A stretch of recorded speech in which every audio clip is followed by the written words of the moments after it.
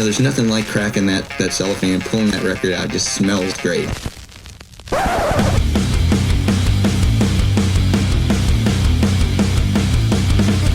Welcome to BODS Mayhem Hour. Non-stop hardcore energy. I love the show, guys. You're awesome. Unlike any other. With your host, John the Bod, a.k.a. the Bod Father. Man, this stuff rocks. Hey, this is Laura from Burning Witches, and you are listening to BODS Mayhem Hour. Yeah. The views and opinions of the guests do not necessarily reflect the views and opinions of BODS Mayhem Radio Network, its staff, affiliates, or sponsors. Parental discretion is advised. Welcome to BODS Mayhem Radio Network. Hey everybody, welcome to BODS Mayhem Hour. I'm your host, John the Bod, a.k.a. the Bod Father, and as always, I'm bringing you guys and gals awesome interviews. Today, it's an honor and a privilege to have Laura. She's the vocalist of Burning Witches. Burning Witches will release their new fourth album, The Witch of the North, via Nuclear Blast Records on May 28th. These ladies can throw down some black magic, that's for sure. Also, check out their singles, Flight of the Valkyries, Circle of Five, and We Stand as One. So, Laura, how you doing? And welcome to the show. Hey, yeah, I'm doing good. Thanks for having me. Not a problem whatsoever. So let's talk about this just a little bit.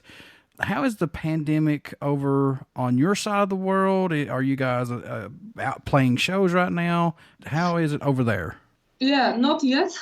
People are getting vaccinated, so that's good. And it's just not super fast, so it will take a while before we have normal shows again. I know that, sometimes there are special shows possible again in a while where people just sit apart a little bit, So I think we have to wait a little bit before touring can start again. But maybe one-off shows will be possible in, maybe after summer or something. I know that, for example, I will get a vaccination around the end of June, I think. That's the kind of the planning now. Did you find yourself doing anything differently other than working on music? I mean, such as like collecting or catching up on anything that you were missing out on or slacking on? Yeah, actually, I'm actually trying to do more with music, which is maybe a bit weird since there are no gigs and stuff like that. But I always try to get better at what I'm doing, So I did a Patreon page now where I post classic metal and rock covers. And, once in a while, maybe something else. And I also try to post something on YouTube, because you kind of also try to reach new people and maybe give more vocal coachings, because I also do that. So I just try to be as productive as I can. I also did some collaborations because people get, I'm not the only one that gets super creative because, there's now more time. So I did some guest vocals, and I think things are about to get released, like with Guldemond, Coldbound, the Red Stacks, if I say it correctly. They changed their names a few times during the process. So I still have to actually arrange that you have to... I forgot the English name, but I have Buma Stemra and Sena and stuff like that. So you have to kind of show the music administration people from your government that you did something. I still have to do that kind of stuff, but it's getting out soon, I think. So all those things were, from that time. And that's all cool. I mean, I also can't really go to the gym anymore because of it, because they're still closed. They do have something set up outside, but I don't really like to do that. I really like to go inside and work out. Yeah. So I kind of do even my own nails now, I was like, what? It always costs a lot of money. It's probably fun to do it myself. Let's try if I can make my own acrylic nails. So I'm now doing nail art. So that's definitely something I didn't really expect to do again because... I tried it one time 5 years ago and I totally failed at it. But now I did it again with better products and I actually did a pretty good job. So I'm happy. Anyway, there are a lot of things that I started doing. Yeah. And I think when touring starts again, I totally need some it's a really good time management because, I'm actually pretty busy now. This is Burning Witches' 4th album. How does it feel to have a new album in the Burning Witches album library? Yeah, I'm so happy with it. It's my personal favorite now. I'm not saying that because it's a new album. I'm saying that because I really, really think, it's the best album until now. And I'm also really into themed albums, that have a bit of the storytelling stuff in there. And this album has that, So just like with Hexenhammer, we chose a theme. And besides that, we also really wanted this old school aspect of the songs being maybe a little bit, more complex, but and epic storytelling, like Rime of the Ancient Mariner, for example. And we also covered one of these kind of songs because it really fitted the album because of that. And Hall of the Mountain King, one of my favorite songs ever. So I guess that helped. So I really love this album. Writing the new album, The Witch of the North, did it challenge you guys as a band because of COVID, bringing the album to life? Possibly or no? Because I think you guys started or finished writing on this, in 2020, if I'm not mistaken? Actually, yes. I think we took, all in all, with writing and recording, I think we took 3 months altogether-ish. So before that, we already had some ideas lying around. But it's always like this. We have some ideas, and some riffs maybe, some half-song ideas, and then, we just wait until there's enough pressure to really start working. It's like we actually wanted to do it to take more time, but and we had, because we didn't have any gigs in between, so there was more focus, of course, also. And it's just easier that you can just keep writing instead of doing a gig in between, and then you have to sit down again, you know what I mean? So it's kind of... It makes it a bit easier, but it's. I think we're all in the band with people that need this pressure. So when the recording date gets closer, we're like, we have to write, and then at some point you're even writing 2 full songs in 1 week. You know what I mean? So it's always, Once there's pressure, it really starts. Yeah. Were these songs that had been written previously, Laura, or are these all brand new songs? Well, they're actually really new, except from the Circle of Five, it was recorded before, because we really wanted it to fit the theme.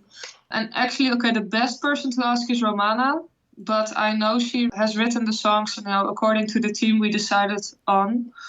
But I know also you really have to ask her, to be honest. I didn't really ask her. But one of the songs is, for example, We Stand As One, is really a metal hymn. And when I heard it, I was like, you know what? I just want to write a metal hymn. I'm not going to bother too much about the theme we have. It just reminded me too much of this is one of these songs, that you want people to feel like they're together there for metal with each other as friends and just have fun. You know what I mean? So I didn't really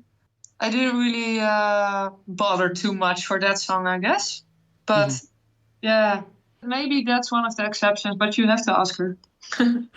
As a band, were you all a little nervous releasing this album right now, since bands can't tour or do anything right now?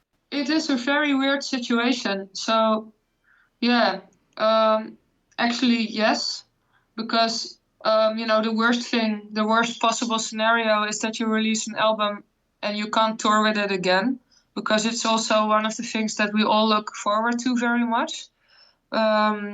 So we were, when we were thinking about it, this was kind of the one of the biggest obstacles that we weren't sure about when to actually release a new album again.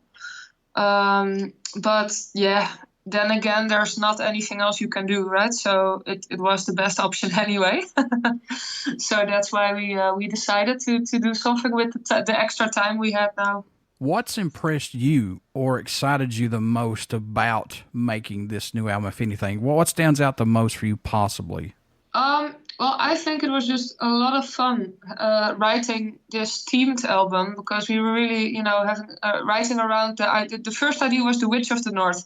So basically, obviously, if you think of the North, you think, at least we do. I don't know about America, of course, but if you live in Europe, if you think about the North, you think of Scandinavia and snow, ice, coldness. Of course, the stories, because the mythologies and the cultures coming from Scandinavia, I think are still most pronounced because, Christianity never really got into Scandinavia that much as in the rest of Europe. And so you really, have this Viking vibe, basically, if you think of it, right? So, and that was actually the reason why she came up with the Witch of the North, because she actually had a riff that kind of reminded her of Amon Mars. So this is how it all started. And there are so many cool stories, and I really loved getting into this Norse mythology. And Any tracks standing out more to you than any right now on this album? I know it must change every time you listen to it. I know these are your babies, but are there any tracks that stand out for you possibly? Yeah, I personally really loved Nine Worlds.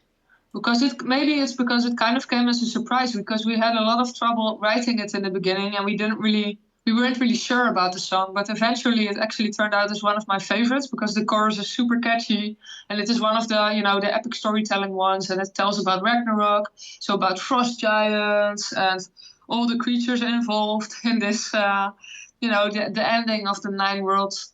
So I think it's really nice also that it's one of the songs where the puzzle pieces fell together, because we have an intro and that's super cold, and we have an outro that also sounds a bit, cold and winterish. And the cool thing about this, Norse mythology is that they believed that there was no end, and to the world, even if it would end, it would kind of all start again, because it was kind of a cycle, of the world starting again. And they started with, one of the creatures that were first there were the frost giants. So they were really, existing out of this coldness, out of this nothingness. So I think it's really cool that we have the beginning and the end with this coldness. Yeah, it's just a coincidence actually, but I really love that. And it kind of, it's one of the songs that I was very happy about in the end, for some reason.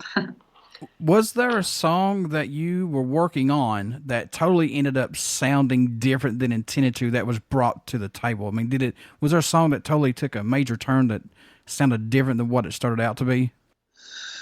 Well, actually, that was the Nine Worlds one, I think, because we were seriously thinking about changing the whole song structure, but eventually we didn't, and we loved it anyway in the end. But I think one of the other songs that maybe, we have more songs that stand out, I think, a little bit.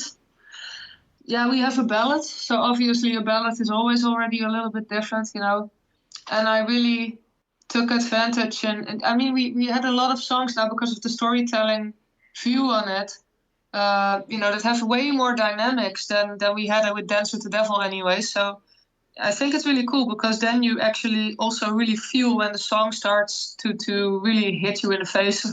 For example, Flight of the Valkyries just has an intro, and it builds up the tension towards the real start of the song, if you know what I mean. And it's kind of cool. And to be honest, I didn't expect that to happen, because we also really added the intro later, but it turned out very cool, I think, for that song specifically also. It kind of makes the moment you really break, it really starts to hit it. It makes it even bigger sounding, I guess. So, yeah, that is definitely one of the things that ended differently than I expected.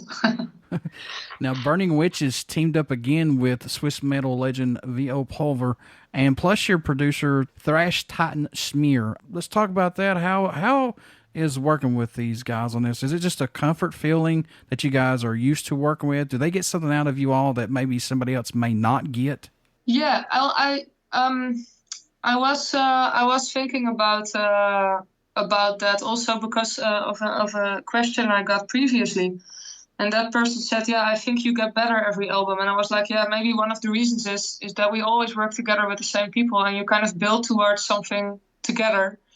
So maybe that this is one of the reasons, but they are also, I think, one of the best people you could choose to do this with, because we want to have this old school sound, and they actually lived through that time, So that's really cool, I think. And Smear is super passionate about helping us basically seriously. The band daddy. He's our manager, but he also helps with production. He's always keeping an eye out for us, and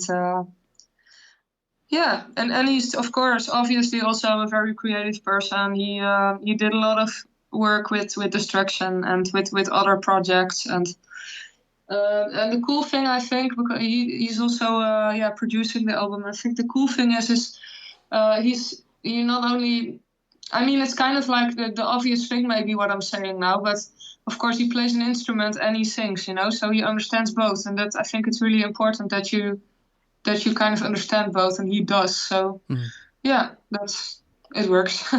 Who did the artwork for the album? Claudio Bergamin.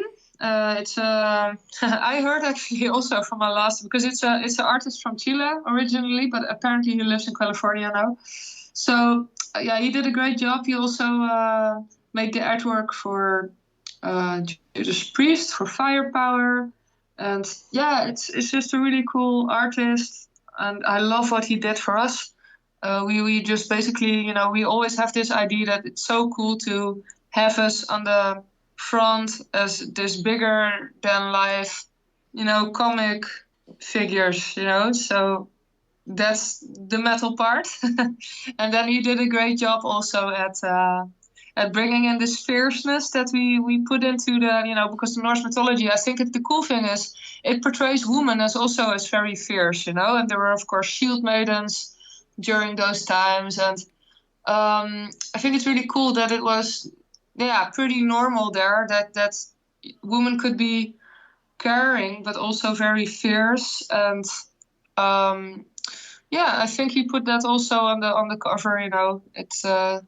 It gives the right vibe of this Freya figure in the middle that has new life growing but also has a energy ball at the ready. So do you see the band still musically growing from where it started from the debut album? Yeah, I think it's really cool that every album we try to look at the music from a slightly different perspective. I mean, we don't want to do something totally different. We love just the old school stuff, but we do try to do something new every album. I think it kind of helps because it does set boundaries to work within for the songs, and it also makes you have inspiration from a different viewpoint. I think that's one of the things that really helps.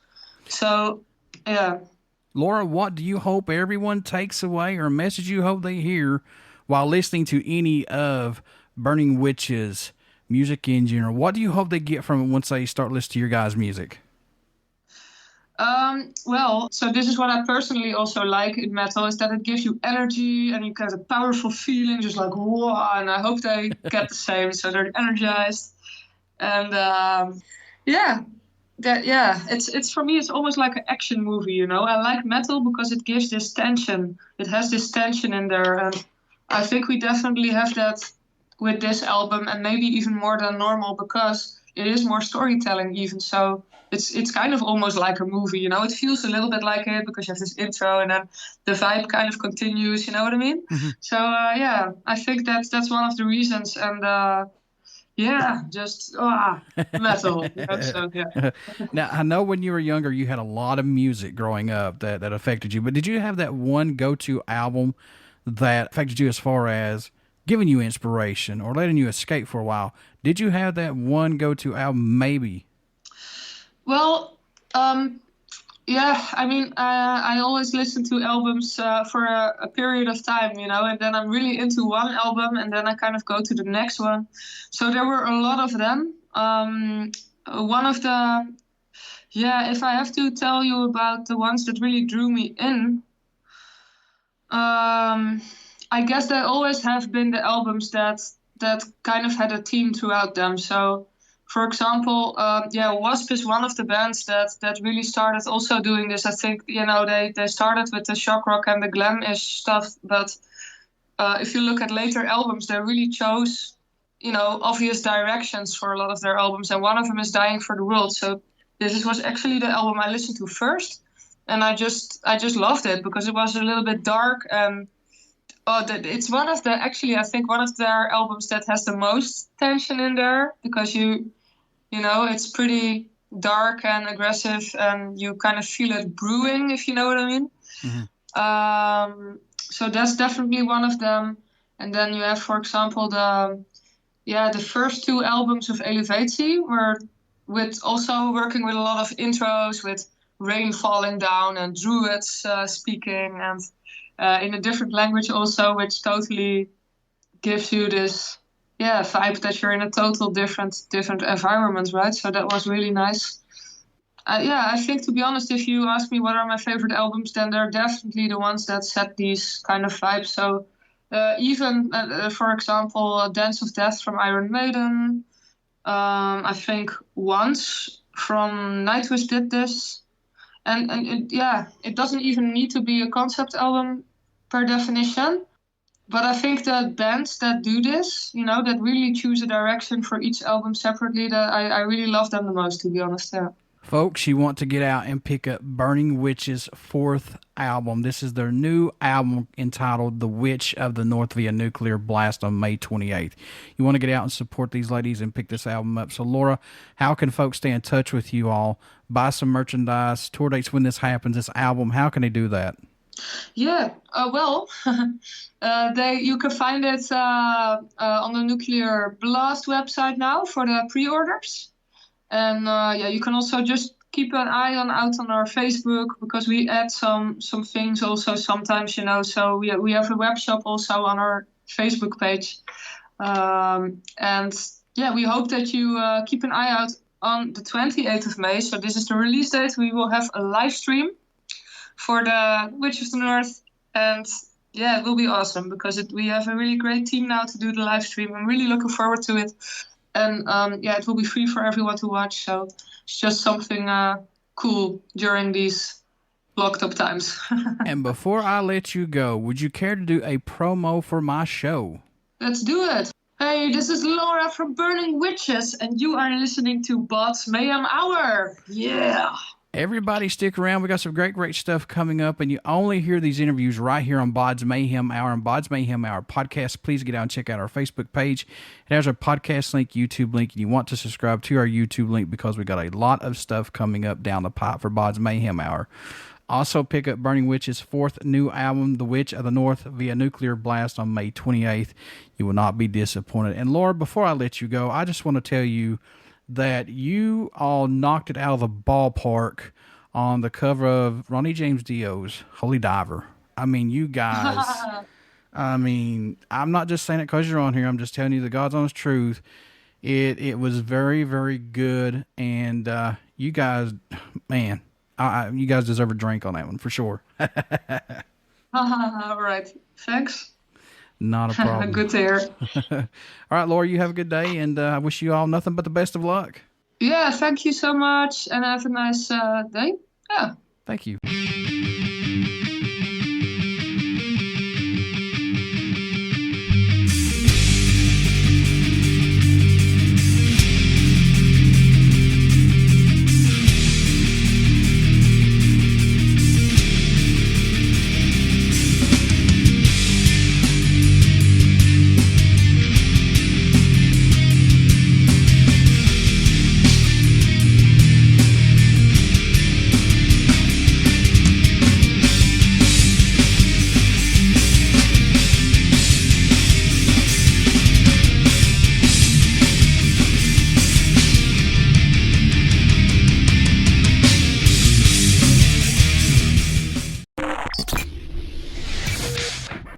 You're listening to BODS Mayhem Hour. Follow us on Facebook, Twitter, and Instagram.